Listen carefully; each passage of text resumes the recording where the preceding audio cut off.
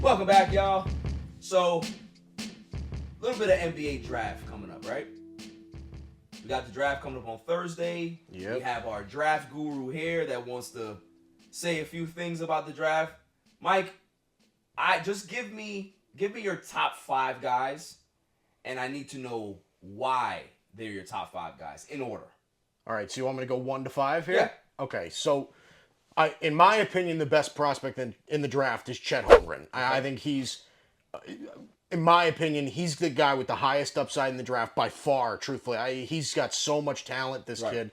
7 foot. I mean, his arms could reach across this room. I mean, it's just incredible. He's incredibly thin. I mean, that's his negative, is that his body needs to fill out. Right. But, honestly, we said the same thing about Porzingis, and Porzingis is actually kind of stocky now. Like, he's not very thin anymore. I don't even know if Porzingis was that small.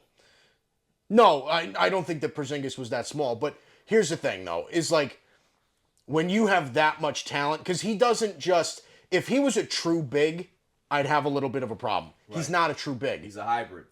He's a hybrid. He could play forward. He could play small forward. Yeah. Like, that's the kind of player that he is. He puts the ball on the deck. He's a great rebounder. He's an unbelievable shot blocker. He's one of the best shot blockers in the country last year. Right. The guy shoots 40% from 3. Right. The guy's just an all-around great player, and I think a lot of it got clouded at Gonzaga last year just because, a lot of the offense ran around Drew Timme, around Andrew Nembhard, like a lot of these guys that are there. Chet Holmgren, it wasn't like he was playing with, scrubs on a bad team. Like that's what happens with a lot of these guys is they go to like that weird college where they shine, but again, his numbers were really good. So I think Chet Holmgren's the number 1 guy in the draft. Number 2 for me is who I think is actually going to go number 1. I think it's Jabari Smith. Okay. Who, my guy, maybe the best overall shot creator in the draft. He's one of the best shot makers in the draft. He's got a lot of Jason Tatum in him. Yeah. Just as far as skill set, he's got great size. He's got good length. A really smooth, buttery jump shot. Can hit it from all over the floor. He's going to be an offensive beast. This guy, I think. And he's one of the guys that's, I think, a little safer. You could see him produce at a 20-point-per-game level right out of the gate. Okay. I really think that. He's that gifted of a scorer. Number 3 for me, and now I know that the consensus is your boy, Paolo Banchero, right? I know you... I love that face. But I fall under the same kind of line as you, sort of, because... But why take him 3 then? Well, again, I'm not taking him number 3. If I were the Rockets, I would love Jaden Ivy. Okay. I think Jaden Ivy having Jaden Ivy and Jalen Green in your backcourt is a crazy future. Yeah. That's a crazy future. I agree. Jaden Ivey's my number 3 overall player. Okay. He's like Ja Morant, but he shoots. Yeah. Like, that's the kind of player he is. Yeah, 6'5", kind of a combo guard. Like, that's why people are like, well, if the Kings are at 4, because if Banchero goes to the Rockets and the Kings are there at 4, you could play Jaden Ivey next to De'Aaron Fox. Absolutely. Then you could make that work. Yeah, it would work. But Jaden Ivey's a great scorer, great ball handler, can cut to the rim like nobody's business, plays above the rim, all of that stuff. I love his energy. He's a great... I would list him as a point guard just because I love that size at that position. Right. So I think he'd be a great point guard in the NBA. Number 4, I got Banchero.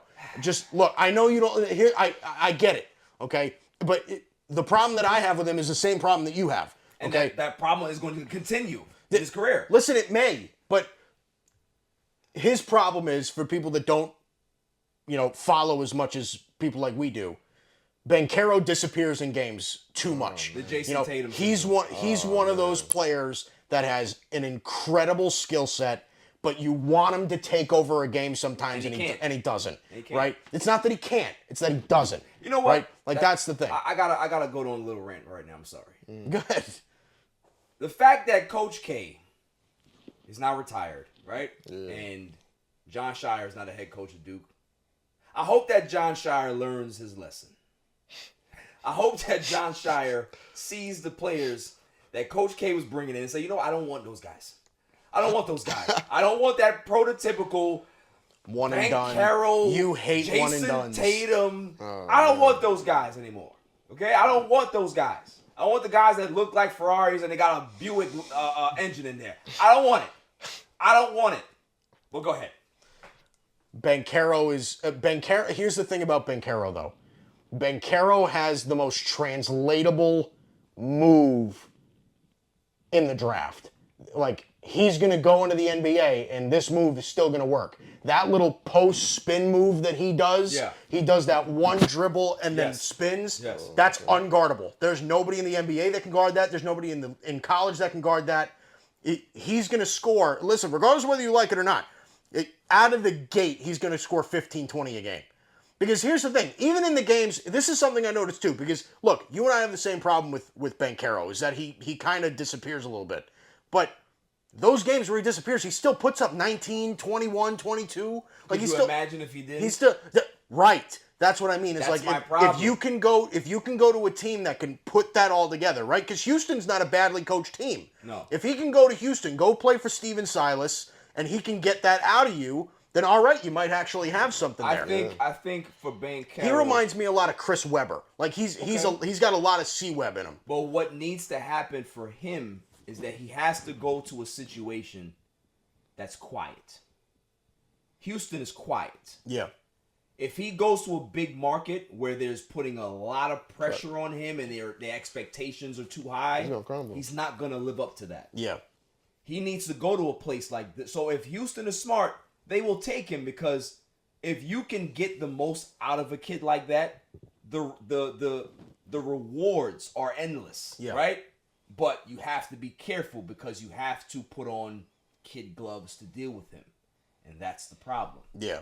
You know, at this level, I don't think that you should be babysitting any prospects. But for this kid, you really are going to have to bring him along slowly. Yeah, if you can break him open, then I think you could have something really, really special with Banchero, right? Pause. Why? Why pause? I said if you can break him open, that was foul. Why you gotta do that? I'm sorry. I'm running a clean show here. Nah, there was another one earlier. I don't wait. Foul. KB, why does he do this to me, man? That was foul. He's a troll, all right, bro. who's number 5? All right, so Chet, Jabari, Jaden Ivy at 3, Banchero at 4. Number 5, I actually was thinking about moving him even higher. I love Shaedon Sharpe. Okay. Shaedon Sharpe is one of these players that I think he could very easily go number 4 to the Kings, because this is, reclassified. He's the number 1 prospect, was the number 1 high school prospect that was going to come into next year's draft. Right. Like, this kid is ridiculous. If you've watched this kid's tape, he's got everything. A good defender, can score from all over the floor, has crazy athleticism. He's a high school kid, so he's, probably going to take a year to really kind of get it. Right. Yeah. But, outside of Holmgren, and maybe not even outside of Holmgren, right? I don't know if there's a better pure talent in the draft than Shaedon Sharpe. That's saying a lot. Because again, he's the number 1 prospect for next year. Right. But he reclassified for this year, and he still might be a top 5 pick. That's impressive. This is the kid to get. Okay. You know what I mean? So if you have time, if you're a team like Portland, where you're kind of heading down the rabbit hole, you might trade Dame, you might need to kind of rebuild a little bit. You're a team like Portland, Detroit, like I said, even Sacramento. Yeah. Like, you're among those teams, Indiana. Like Spurs. Yeah, Spurs, same deal. Yeah. You got time to kind of build. That's a kid that you should really focus in on. I ain't gonna lie to you. If I was a parent, right, of these talented kids, I'd sit my son down and I'd say, listen, Wake up. there's an important decision that you're gonna make soon. I'm gonna be in your corner 1,000%.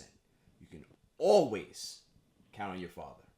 However, there's one caveat. There's one caveat. If you don't tell these agents that you are not going to NBA Siberia, we're going to have a problem. I don't see why any kid would want to go to Sacramento. Hey, maybe they'll trade out.